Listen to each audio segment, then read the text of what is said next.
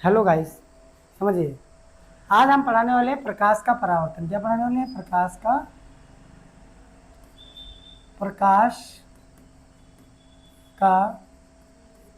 परावर्तन। प्रकाश का परावर्तन, ठीक है। तो प्रकाश क्या होता है हमने पहले पढ़ा दिया है। प्रकाश के गुण क्या होते हैं मैंने पढ़ा दिया। प्रकाश का परावर्तन क्या होता है इसको समझिएगा, ठीक है। तो देखिए, तो हम लोग क्या करते हैं, एक डायग्राम बनाते हैं। देखो यहाँ पर, जैसे ये क्या है, एक प्रकार से ये पारदर्शी शीशा है अभी मान लो, ठीक है। उसकी एक प्लेट है, तो इसके हम पीछे क्या करते हैं, पॉलिश पोत देते हैं। क्या? पॉलिश। पॉलिश लगा दूँ, ये हमने इधर पॉलिश कर दिया, ठीक। आप लोगों ने घर में देखा होगा, जो शीशा होता है उसके पीछे पॉलिश पुती होती है, तभी हम उसमें अपना चेहरा देख पाते हैं। अगर पॉलिश नहीं लगी होगी तो हम चेहरा अपना देख नहीं पाएंगे, क्योंकि प्रकाश का परावर्तन ही नहीं होगा। तो समझिए, एक हमने शीशा लिया, शीशे की प्लेट लिया कांच की, और उसके पीछे हमने पोत दिया पॉलिश। ये पॉलिश काहे की होती है? ये होती है रेड ऑक्साइड, रेड ऑक्साइड की, ऑक्साइड, रेड ऑक्साइड या चांदी। क्या होता है? चांदी। रेड ऑक्साइड या चांदी। पॉलिश काहे की जाती है? रेड ऑक्साइड या चांदी की कलाई की जाती है पीछे, ठीक है। और हमने क्या लिया, एक ये है हमारा सूरज। क्या है? सूरज है। यहाँ से प्रकाश चलेगा, यहाँ से प्रकाश चलेगा और इस पर जब टकराएगा तो ये अपने ही माध्यम में वापस लौट जाएगा। ये बात समझ में आ गई?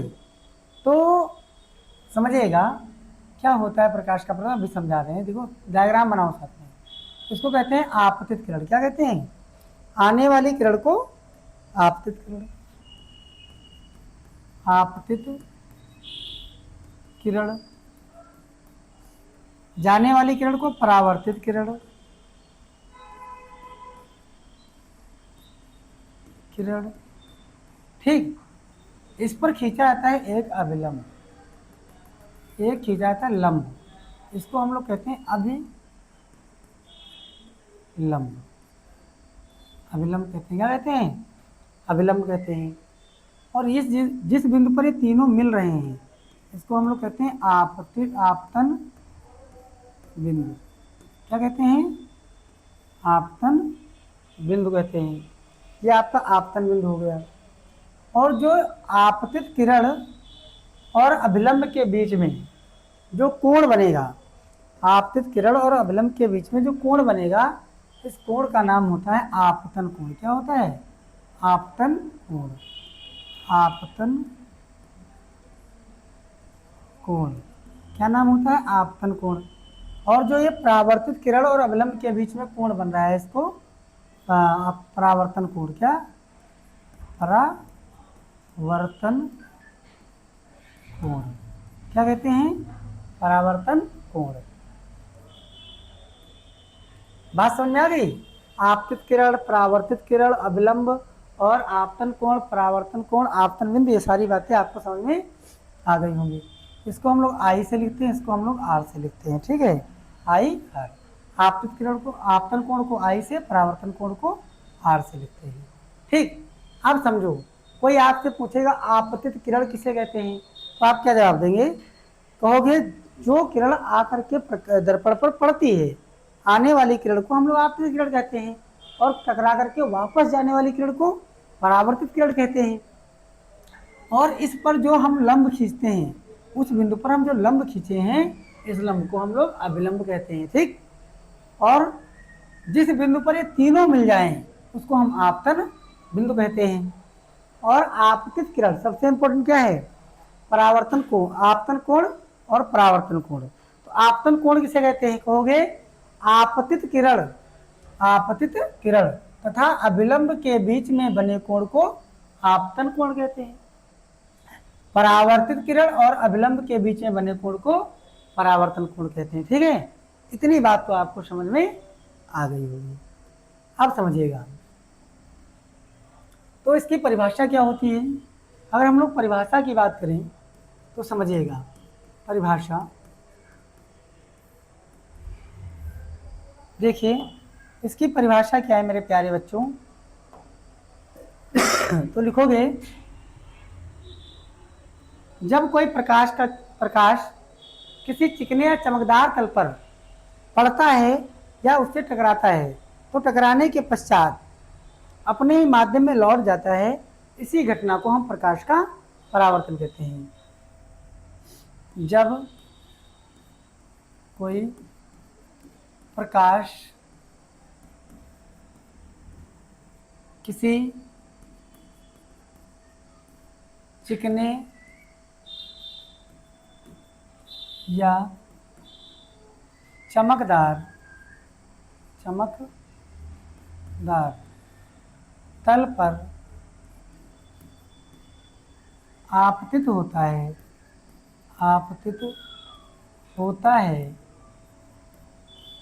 है तो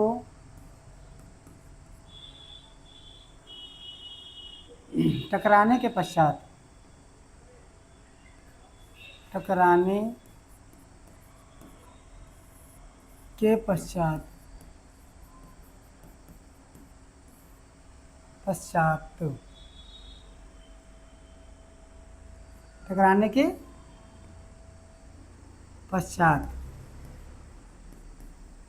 टकराने के पश्चात अपने ही माध्यम में वापस लौट जाता है।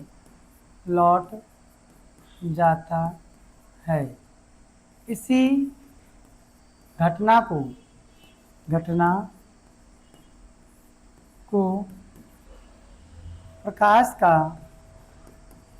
प्रकाश का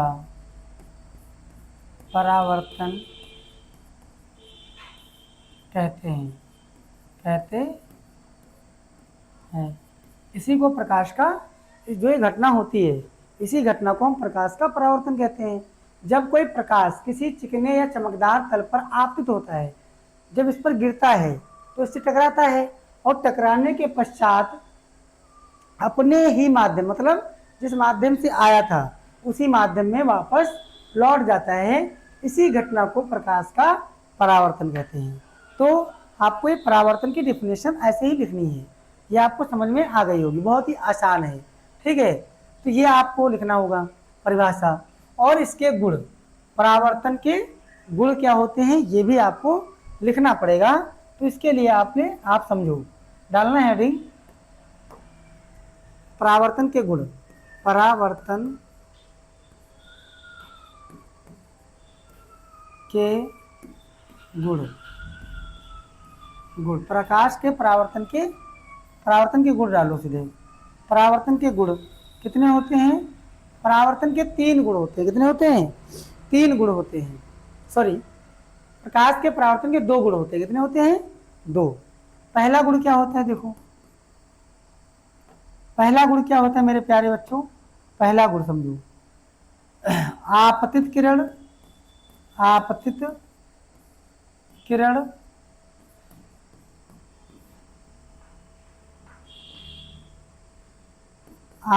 किरण कॉमा परावर्तित किरण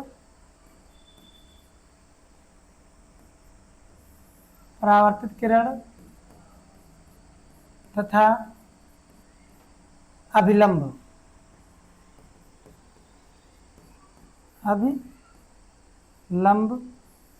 तीनों